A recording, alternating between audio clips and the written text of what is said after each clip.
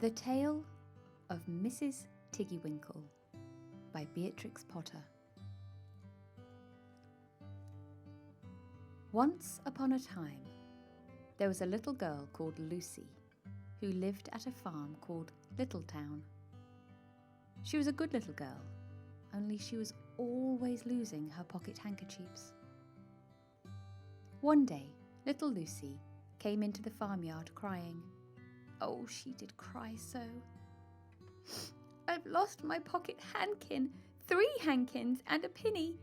Have you seen them, Tabby Kitten?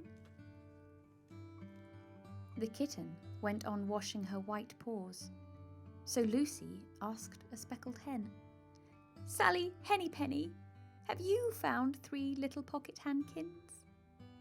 But the speckled hen ran into a barn clucking. And then Lucy asked Cock Robin, sitting on a twig. Cock Robin looked sideways at Lucy with his bright black eye, and he flew over a stile and away.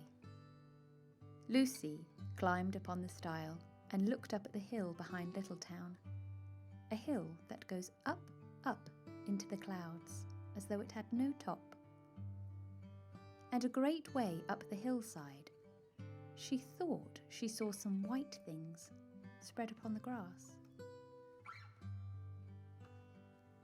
Lucy scrambled up the hill as fast as her short legs would carry her. She ran along a steep pathway up and up until Littletown was right away down below. She could have dropped a pebble down the chimney. Presently, she came to a spring bubbling out from the hillside. Someone had stood a tin can upon a stone to catch the water. But the water was already running over, for the can was no bigger than an egg cup. And where the sand upon the path was wet, there were footmarks of a very small person. Lucy ran on and on. The path ended under a big rock. The grass was short and green, and there were clothes props cut from bracken stems with lines of plaited rushes, and a heap of tiny clothespins, but no pocket handkerchiefs. But there was something else, a door, straight into the hill, and inside it, someone was singing. Lucy knocked, once, twice, and interrupted the song. A little frightened voice called out, "Who's that?" Lucy opened the door, and what do you think there was inside the hill? A nice clean kitchen with a flagged floor and wooden beams, just like any other farm kitchen. Only the ceiling was so low that Lucy's head nearly touched it, and the pots and pans were small, and so was everything in there. There was a nice, hot, singy smell, and at the table, with an iron in her hand, stood a very stout, short person, staring anxiously at Lucy. Her printed gown was tucked up, and she was wearing a large apron over her striped petticoat. Her little black nose went sniffle, sniffle, snuffle, and her eyes went twinkle, twinkle, and underneath her cap, where Lucy had yellow curls, that little person had prickles. "Who are you?" said Lucy. "Have you seen my pocket handkins?" The little person made a bob curtsy. "Oh, yes, if you please, m'm. My name is Mrs Tiggywinkle. Oh, yes, if you please, m'm. I'm an excellent clear starcher." And she took something out of a clothes basket and spread it on the ironing blanket.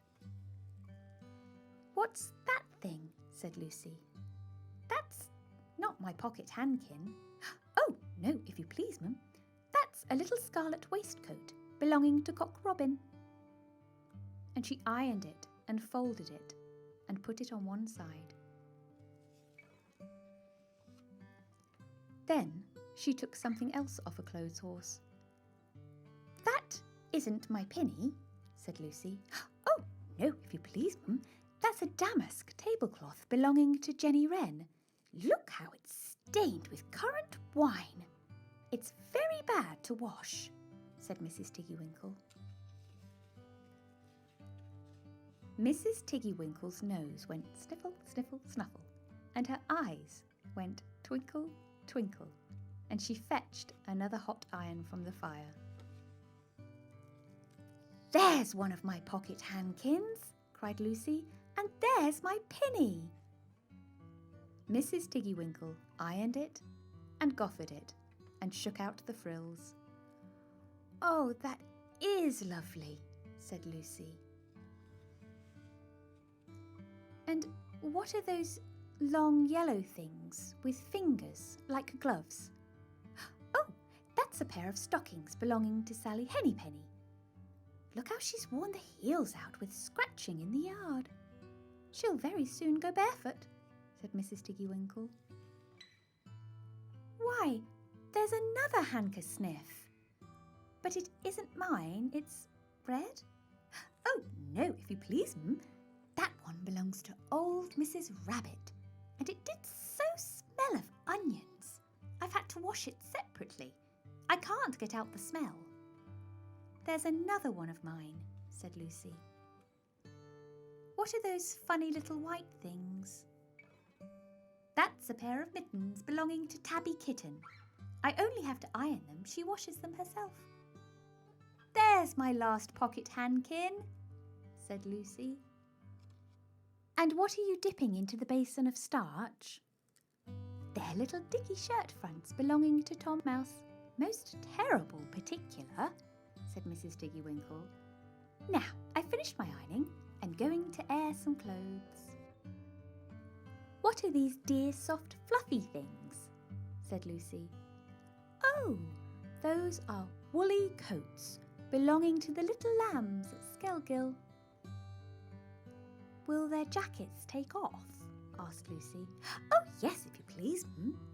Look at the sheep mark on the shoulder, and here's one marked for Gatesgarth, and 3 that come from Littletown. They're always marked at washing," said Mrs Tiggywinkle. And she hung up all sorts and sizes of clothes, small brown coats of mice, and one velvety black moleskin waistcoat, and a red tailcoat with no tail belonging to Squirrel Nutkin, and a very much shrunk blue jacket belonging to Peter Rabbit, and a petticoat not marked that had gone lost in the washing, and at last the basket was empty. Then Mrs Tiggywinkle made tea, a cup for herself and a cup for Lucy. They sat before the fire on a bench and looked sideways at one another. Mrs Tiggywinkle's hand, holding the teacup, was very, very brown and very, very wrinkly with the soap suds. And all through her gown and her cap there were hairpins sticking wrong end out, so that Lucy didn't like to sit too near her. When they had finished tea, they tied up the clothes in bundles, and Lucy's pocket handkerchiefs were folded up inside her clean pinny and fastened with a silver safety pin. And then they made up the fire with turf, and came out and locked the door and hid the key under the doorsill. Then away down the hill trotted Lucy and Mrs Tiggywinkle with the bundles of clothes. All the way down the path little animals came out of the fern to meet them. The very first that they met were Peter Rabbit and Benjamin Bunny.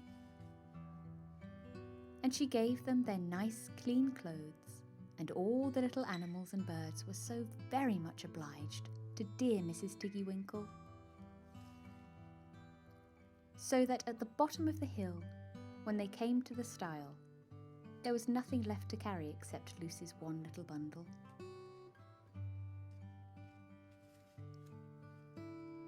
Lucy scrambled up the stile with the bundle in her hand, and then she turned to say good night and to thank the washerwoman. But what a very odd thing! Mrs Tiggywinkle had not waited either for thanks or for the washing bill. She was running up the hill. And where was her white frilled cap, and her shawl, and her gown, and her petticoat? And how small she had grown, and how brown and covered with prickles! Why, Mrs Tiggywinkle was nothing but a hedgehog. Now, some people say that little Lucy had been asleep upon the stile.